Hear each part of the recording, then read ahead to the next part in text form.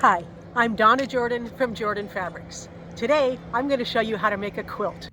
It's called Meditation, and this is a Cozy Quilt Designs pattern, and it uses a jelly roll. And I really like the colors that they used in the pattern, these nice reds and blacks, but I've picked another color to make my quilt.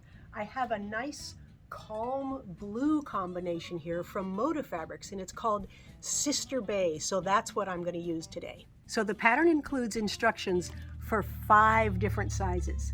Now I'm going to make the twin today. So I'm going to need 25 jelly roll strips, 3 1/3 yards of background, and 1/4 yard of an accent. So for background, I'm going to use a solid. It's a nice, really light eggshell color. And for the accent, I'm going to use this almost solid dark blue.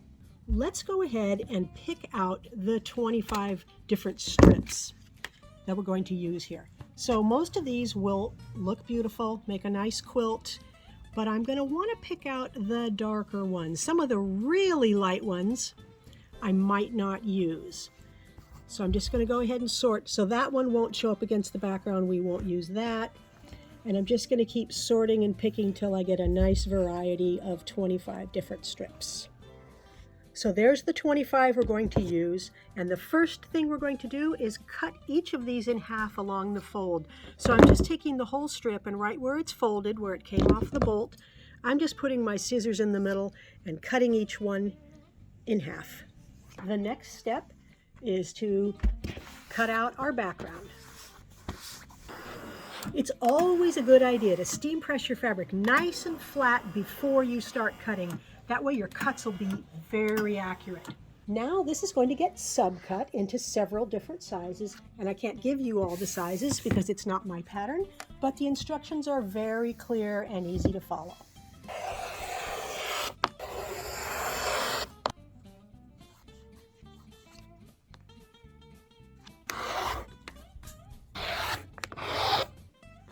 There's all the background pieces we need, and now we just need to cut a little bit of accent.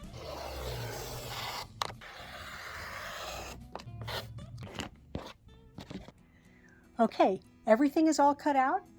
The next step is to take some of the strips over to the sewing machine. We're going to take 2 strips at a time and make a strip unit. So I'm just going to get 2 different colors. It doesn't really matter which ones you use, just a nice variety. And we're going to put them right sides together. And then we're going to use a careful 1/4 inch seam all down this one side here. So I'm making an effort to not stretch either one. Just lay them on top of themselves here and then stitch all the way down.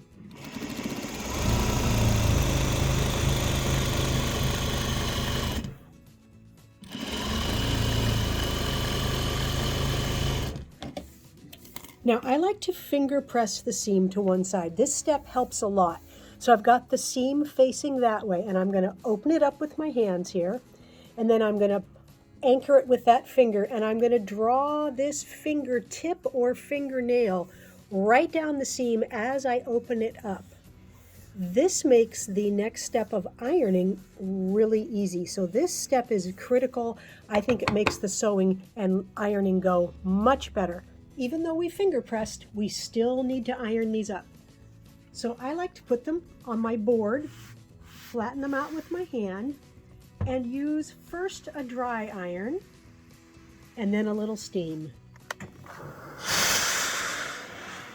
These strip units are going to get subcut, so I like to line them up on one of the lines on my cutting board here, and then go ahead and make my cuts. And that way they are 90-degree cuts and they're nice and accurate. Now let's take all these back to the machine, and we're going to stitch them together 2 at a time. So I'm just going to get 2 that have different fabrics, put them right sides together, and most of the time the seam allowance in the middle will nest. It's okay if it doesn't every time. And just make some little 4 patches. So I'm going to take each one and press the seam to one side just with a little finger pressing. And I'm going to go ahead and do the whole stack like that. Now let's give them just a quick press so they're nice and flat. Now we're going to take these, our accent squares, and our small background pieces over to the sewing machine. Here's how this block goes. We're going to take 4 of these and 1 accent in the middle, and then 4 of the backgrounds.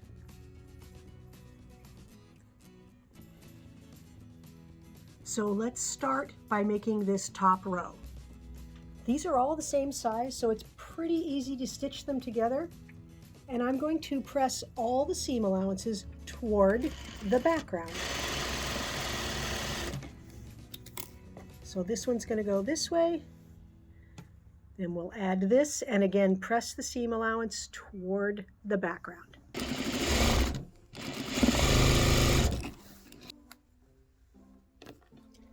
And now we'll make the next 2 rows.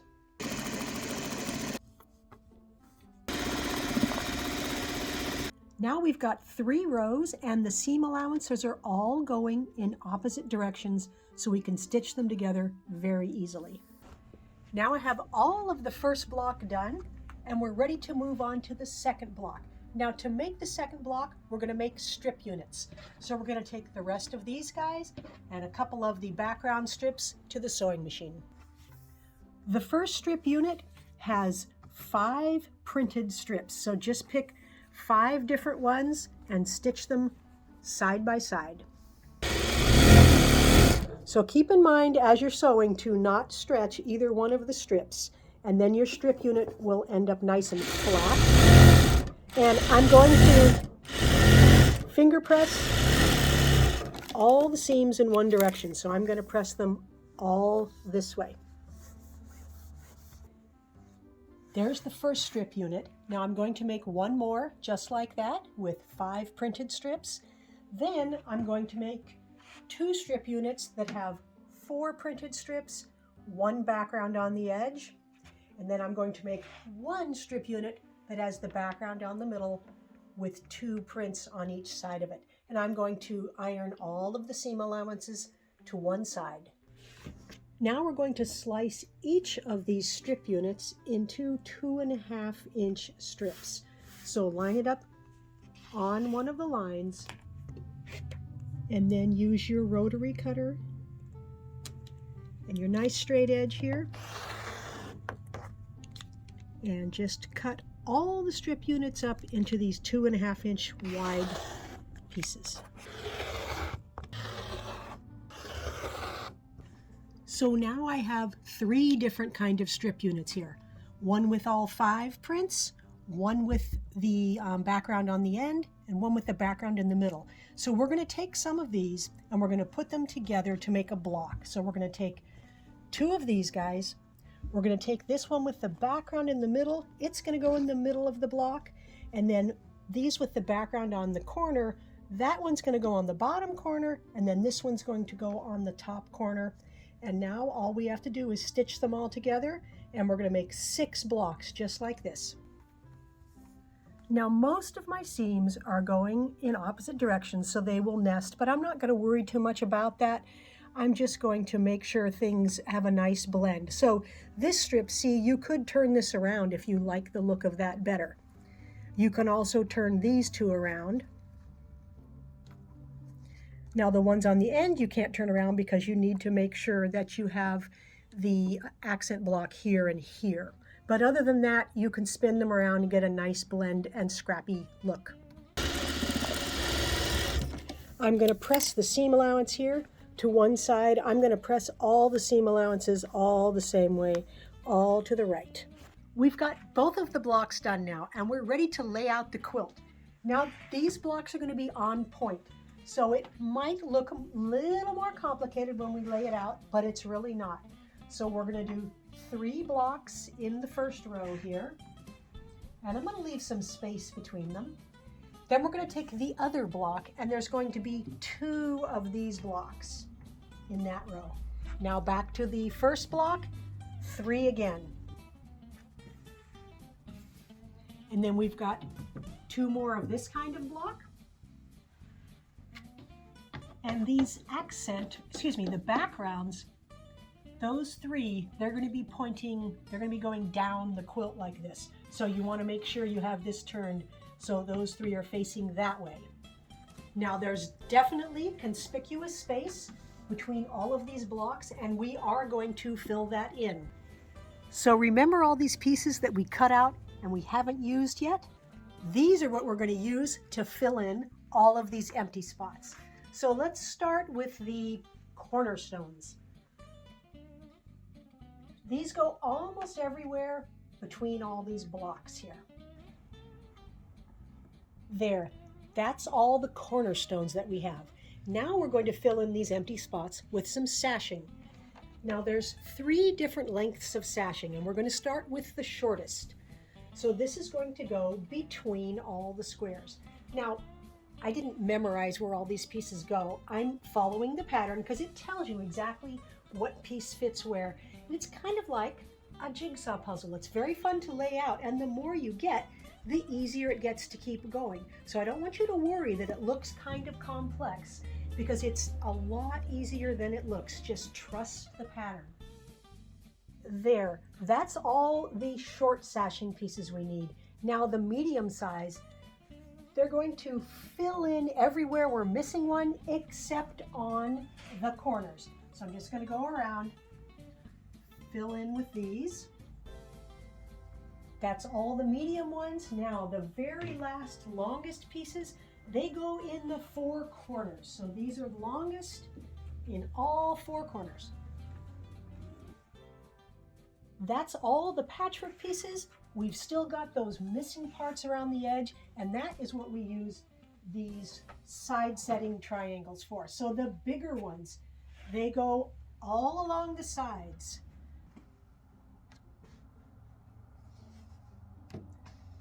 That's all the sides. Now we just have those 4 corners. So these are the corner triangles. They're a little bit smaller, 1 in each corner. There is the whole quilt laid out. Now, because it's on point, the rows don't go perpendicular to the edges. The rows are all diagonal. That's the first row. This is the second row. So the first thing we're going to do is ignore these triangles and sew these pieces onto this patchwork here. I think of this as sub-sewing the row because we need to put these pieces together before we can finish up the whole row. Now this is exactly the right length, and I'm going to press all of the seam allowances here toward the background.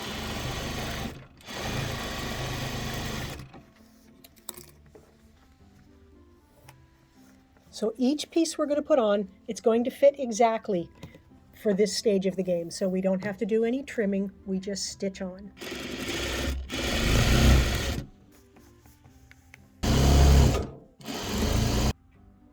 Now we're ready to stitch these triangles on. So they are cut extra big, so they're going to be sticking off here, and that's fine. We're going to line up this edge.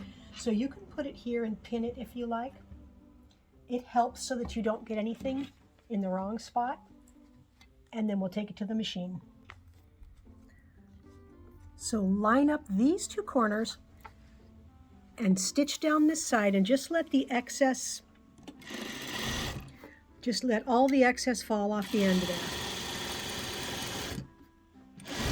There's that first patchwork row.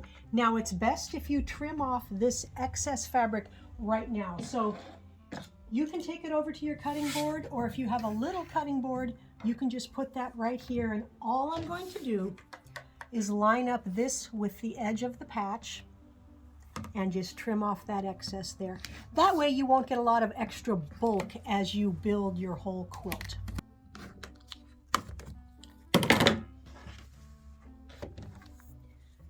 Now I'm going to go ahead and make the next row. So it's the same procedure. It's got different pieces, but you just do all the sub-sewing so that you can get all the patchwork done, then add your corners, then trim off the extra. Keep doing that till you have all the rows made. I went ahead and finished the top and I've put the first border on.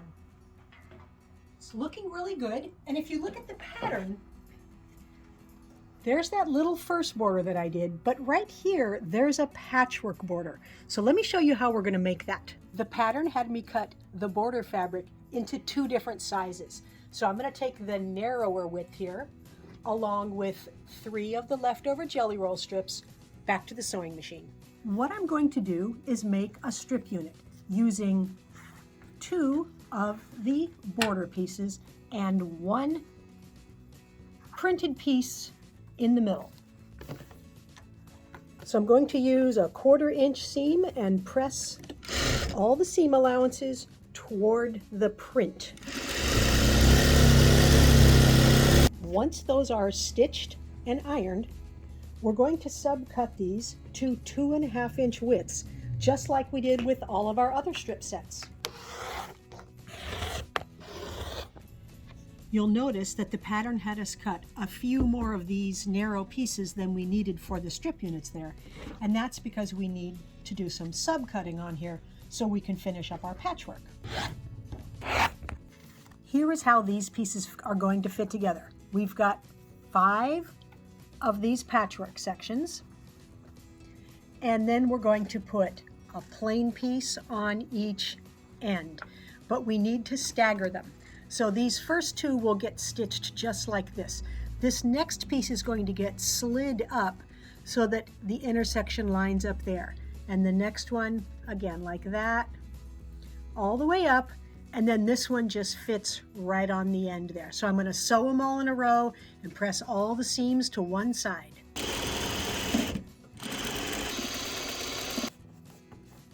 So the pattern had me make 4 of these. And now that they're ironed nice and flat, we need to trim them. So the trimming is really pretty easy. I'm going to put it on my cutting board, and I'm going to take the 2-inch line here, and I'm going to put that right down the middle of the patchwork. So I'm just lining that line up with the tip of all of those blocks, and then we will trim all this off, and then we'll turn it around. And you can either line up the 2-inch again in the middle or line up the 4-inch line right on the edge. You're going to get the same thing either way.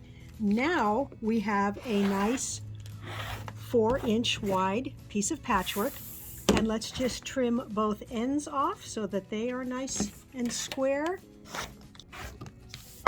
And now we have a nice patchwork rectangle. Here's how these fit onto the quilt.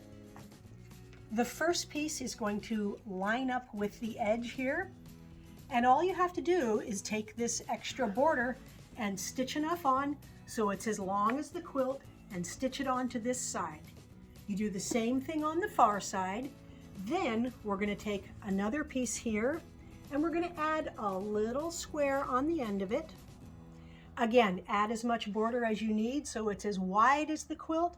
Stitch it onto the top, and the same thing onto the bottom. All right, I'm going to get that stitched onto the quilt, and then I've got 1 more border that's going around the outside. Then I can get it loaded onto the quilting machine. The quilt top is all done. It's loaded on the machine, and we need to pick a thread color. There's lots of different blues that would work. Even this really light one would work. So when I look at this, I think this is actually blue, but it's kind of an aqua. So this is one of the threads that I pulled out because that's going to be really light on the background and it's not going to interfere with those dark colors. This is actually the color I thought I would use. It's a medium blue, and that will show up more in the background, but matches very nicely. We could use this oatmeal color. So this is going to blend, not show in the background at all, and really not fight with the dark color. Now, navy would be an option if you want your quilting to show a lot, because there's just a large contrast there and it won't show in the dark. What I'm going to go with is this aqua color because I think that's going to look best. For the quilting pattern, I wanted something with flowers. Rose meander is really nice because all of the flowers are about the same size and it makes a very even quilting pattern. So that's what we'll go with.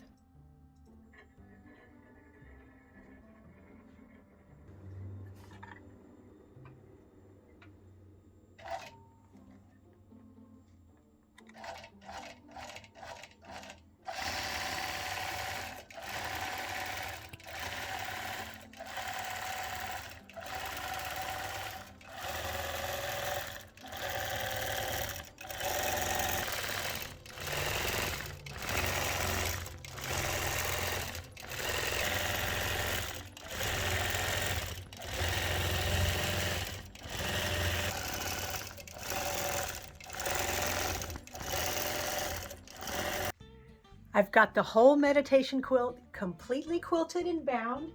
I'm really happy with how it turned out. It is very calm. It's got a lot of nice plain areas. All this negative space here is really nice. The quilting shows in those spots, but with this light blue thread, it doesn't overtake the pattern. So I really like the patchwork border here. Of course, the patchwork is optional on the border. You could do a plain border, but it really didn't take very long to do that, and I think it enhances it a lot.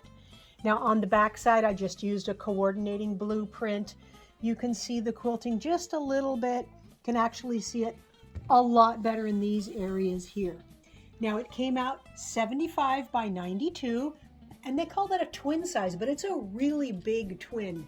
One thing I want to note, the pattern does give you instructions for using quarter yards of fabric. So if you don't have a jelly roll, you can cut strips from quarter yards, and you can even use fat quarters here also. Now if you stand back and look at the quilt at a distance, you can see the accent. So my accent blends in pretty well. It's not a distinctly different color. Also, my accent is the same color as many of the patches in here. So it just is sprinkled throughout there. But if you had done a red or a really bright aqua or a brown, you would see the accent a lot more. But I like the way this is just all blending together. Thanks so much for watching our tutorial today on how to make the meditation quilt. We hope you enjoyed it. Now we're going to do a giveaway. This is a pattern called Shadow Box. Let me see, it's upside down. So Shadow Box has got big squares with a shadow behind each one. So it almost makes it look like those big squares are casting a shadow, or they're popping out of the quilt a little bit. Now we've done a video on how to make this one. It's pretty easy. And I used fabrics here called Nocturnal from Moda. So we've got owls and all kinds of night forest creatures. Got this pretty foresty print on the back side, and it's very easy to enter the giveaway. Just click the link right below the video that says giveaway, and all you have to do is put in your name and your email address, and we can send this quilt to a winner anywhere in the world. So good luck. Now, if you like our videos and you want to support us, the best thing you can do is subscribe to our YouTube channel. That really helps us out. Happy quilting!